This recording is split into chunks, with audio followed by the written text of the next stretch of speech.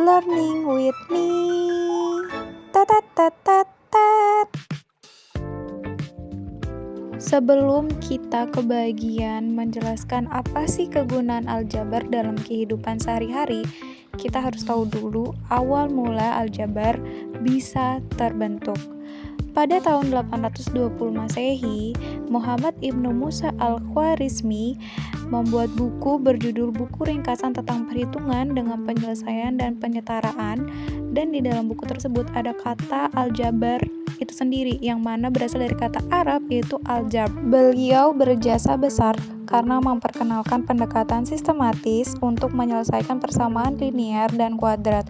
Istilah aljab merujuk pada operasi memindahkan sumbu negatif dari satu sisi persamaan ke sisi lain dengan mengubah tandanya mirip konsep pindah ruas saat ini. Jadi apa sih bentuk aljabar itu dan apa sih kegunaannya? Mari kita mulai. Sederhananya, gunanya aljabar adalah sebagai alat atau rumus untuk memecahkan misteri dalam bentuk angka. Contohnya, kita kan sering lihat ada huruf X, ada huruf Y. Itu sebuah penyimbolan. Kita akan mencari nilai tersebut. Sebenarnya bisa berubah menjadi huruf P, A, atau apapun, tapi pada umumnya biasanya digunakan adalah X dan Y dalam penghitungan matematika. Next, implementasi dalam kehidupan sehari-hari. Pertama, mengatur anggaran belanja dan keuangan bulanan. Berikut ini adalah contoh kasusnya. Misal nih, kalian punya anggaran 200.000 untuk membeli bensin dan makanan dalam seminggu. Untuk biaya bensin dalam seminggu, kalian udah tahu kalian akan mengeluarkan 80.000. Sementara untuk porsi makanan, satu porsinya itu 15.000, tapi kalian nggak tahu dalam seminggu kalian butuh berapa porsi makanan. Pasti kalau dalam pikiran kalian, ya udah nggak perlu pakai aljabar, pakai logika aja. 200.000 dikurangi 80.000, 120.000. Ya udah 120.000 dibagi 15.000. But logika dasar yang kalian gunakan itu adalah salah satu bentuk aljabar. Bentuk aljabarnya bisa kalian lihat di layar. Jadi sebenarnya aljabar itu gunanya sebagai dasar pemikiran kalian untuk konsep yang misal perhitungannya jauh lebih rumit lagi dibanding ini.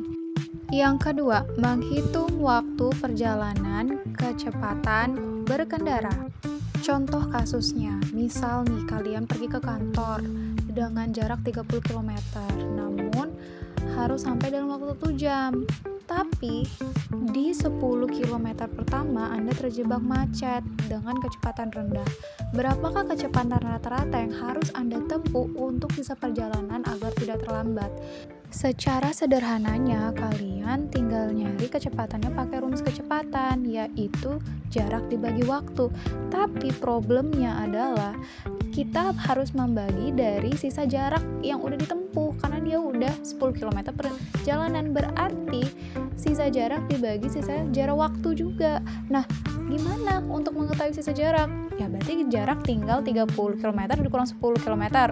Itu gampang banget, sisa 20 km. Tapi gimana cara nyari waktunya? Kita nggak tahu itu waktunya berapa. Nah, berarti kan kalian harus mengetahui rumus waktu itu sendiri. Nah, di aljabar kalian bisa dengan pemindahan rumus. Jadi kalau kalian tahu satu rumus, kalian bisa tahu banyak rumus dari rumus tersebut. Contoh nih, kalian mau nyari waktuan karena kita harus mencari sisa waktu tersebut.